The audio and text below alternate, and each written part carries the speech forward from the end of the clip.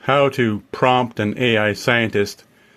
Prompting an AI scientist is really, really similar to a trial lawyer cross-examining an expert witness or cross-examining a scientist. And I did that for decades, and sometimes it worked, sometimes it didn't. Sometimes you elicit admission, sometimes you didn't.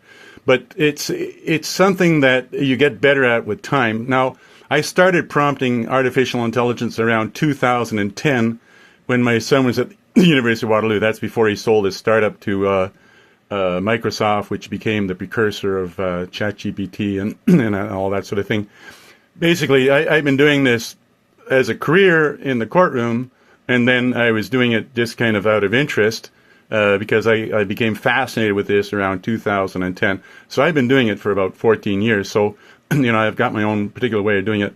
I like the futurehouse.org. What I like to do is I'll ask it the question on my smartphone and then go away, do my business, and then I'll come back to the big screen, because futurehouse.org is big screen stuff, okay? It's not for little smartphones, but you can certainly ask your questions. So here's an example right here.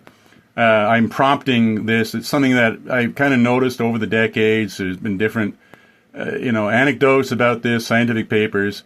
So here I say, humans and microbes, yeast, airborne, waterborne, and especially soil, are correlated, although humans are larger and more complex. So correlated, it means it goes together. Like, where your smartwatch is, that's probably where you are.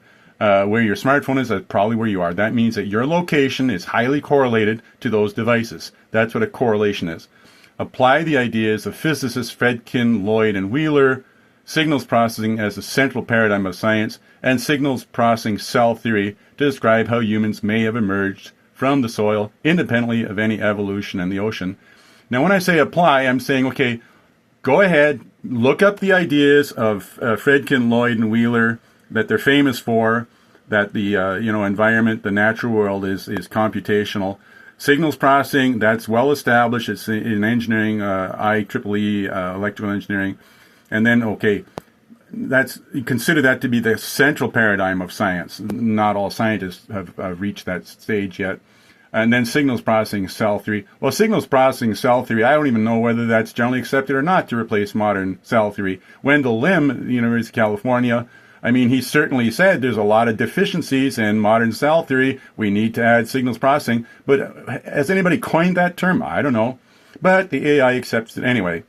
And then emerge from the soil. So we all know the story of evolution. We, came from the ocean, all that sort of thing. But I want to exclude all the libraries and all the papers and all that sort of thing. I want to focus on something else. So I say ignore Darwinism for the sake of Audi Alteram Partem. Audi Alteram Partem is the central tenet of judicious procedure, and it's something that lawyers are well aware of. I have to tell you, one lawyer said to the judge, "Oh, Audi Alteram Partem," and the judge said, "I did, and you're full of shit." The documentary, The Symphony of the Soil, describes the biology of soil microorganisms, fungi, and plants almost as intelligent computational systems. So how could humans emerge from the soil as a living system? So that's basically what the prompt is. And then, of course, it goes off for about 15 minutes.